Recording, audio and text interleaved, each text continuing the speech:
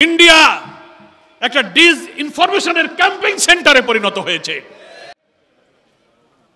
ছাত্র জনতার গণ আকাঙ্ক্ষার ভিত্তিতেই ডক্টর ইউনূসকে এই দায়িত্ব দেওয়া হয়েছে। তিনি নিজে ইচ্ছা করে ক্ষমতায় আসেননি, কি বলেন ঠিক কিনা? সবাই আপনারা জানেন।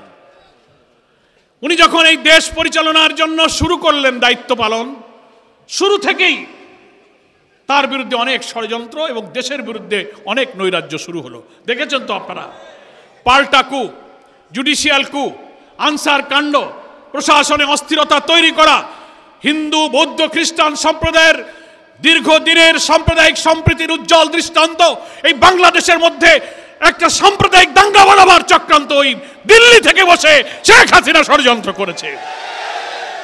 প্রিয় শ্রমিক জনতা, একের পর এক একটা দূর হয় আর একটা ষড়যন্ত্র শুরু করে। 15 বছরে তারা কোনো কথা বলেনি, বাইরে থেকে উস্কানি দেওয়া হচ্ছে। এটি বিদেশি শক্তি তাদের মিডিয়া, তাদের পত্রপত্রিকায় অপপ্রচার করছে। ভারতের কিছু সংবাদপত্র, কিছু গণমাধ্যম বাংলাদেশের বিরুদ্ধে মিথ্যা প্রচার, অপপ্রচার দিয়ে উস্কিয়ে দিয়ে বুঝাতে চায় দুনিয়াকে যে এই বাংলাদেশ এখন ভালো নেই, আওয়ামী লীগ না আসলে এই বাংলাদেশে কোনো শান্তি হবে না। আমরা তীব্র নিন্দা জানাই।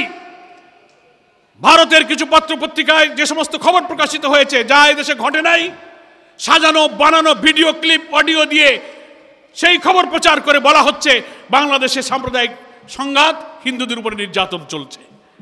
ইন্ডিয়া একটা ডিসইনফরমেশনের ক্যাম্পেইন সেন্টারে পরিণত হয়েছে।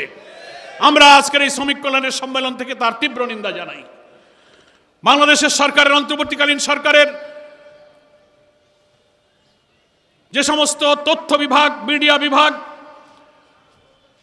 তার প্রেস সেক্রেটারি সমস্ত উইংকে কাজে লাগিয়ে এই অপপ্রচার, মিথ্যাচারের জবাব দেওয়ার জন্য বাংলাদেশ সরকারকে আমরা দাবি জানাচ্ছি।